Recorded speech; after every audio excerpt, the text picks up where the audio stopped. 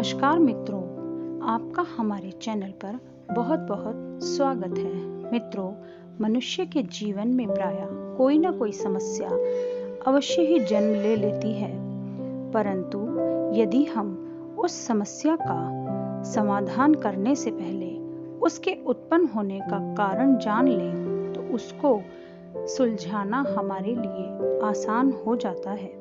आज की कहानी इसी पर आधारित है। गौतम बुद्ध की एक प्रचलित कथा के अनुसार एक दिन गौतम बुद्ध जी सुबह सुबह सभी शिष्यों को प्रवचन सुनाने के लिए बैठे थे। कुछ देर बाद बुद्ध ने अपने हाथ में एक रस्सी ली। तथागत के हाथ में रस्सी देखकर सभी शिष्यों को हैरानी हुई। बुद्ध अपने आसन पर बैठे और उन्होंने रस्सी में एक के बाद एक 3 गांठें बांध दी। इसके बाद उन्होंने शिष्यों से पूछा कि क्या यह रस्सी वही है जो गांठ बांधने से पहले थी। इस प्रश्न के जवाब में एक शिष्य ने कहा कि तथागत, इसका उत्तर थोड़ा मुश्किल है। यह हमारे देखने के तरीके पर निर्भर करता है। एक तरह से तो रस्सी वही है, इसमें कोई बदलाव नहीं है। एक अन्य शिष्य ने कहा, अब इसमें 3 गांठें लगी हुई हैं जो कि पहली रस्सी में नहीं थी। इसे बदला हुआ भी कह सकते हैं। कुछ शिष्यों ने कहा कि वास्तव में मूल रूप से रस्सी वही है, लेकिन बदली हुई दिख रही है, लेकिन इसका मूल स्वरूप बदला नहीं है। शिष्यों की बात सुनकर बुद्ध ने कहा कि आप सभी सही बोल रहे हैं, अब मैं इन गांठों को खोल देता हूँ। ये बोलकर बुद्ध रस्सी के दोनों सिरों को खींचने लगे। बुद्ध ने पूछा, क्या इस प्रकार रस्सी की गांठें खुल जाएंगी?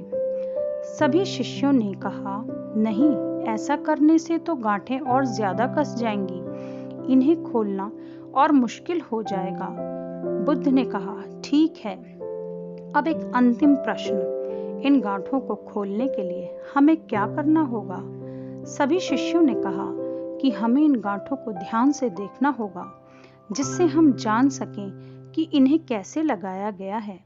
इसके बाद हम गांठें आसानी से खोल सकते हैं। बुद्ध इस जवाब से बहुत संतुष्ट हुए और उन्होंने कहा कि यह सही बात है।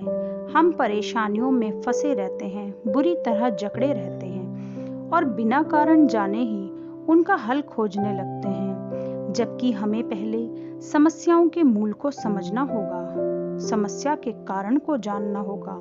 जब समस्या की वजह समझ आ जाएगी तो उसे सुलझाना बहुत ही आसान हो सकता है। तथागत की यह बात सुनकर और उनकी दी हुई इस सीख को पाकर सभी शिष्य बहुत ही संतुष्ट हुए। मित्रों, इसी तरह हमें भी अपने जीवन में आने वाली हर एक समस्या का निवारण खोजने से पहले उसका कारण जानने का प्रयत्न करना चाहिए।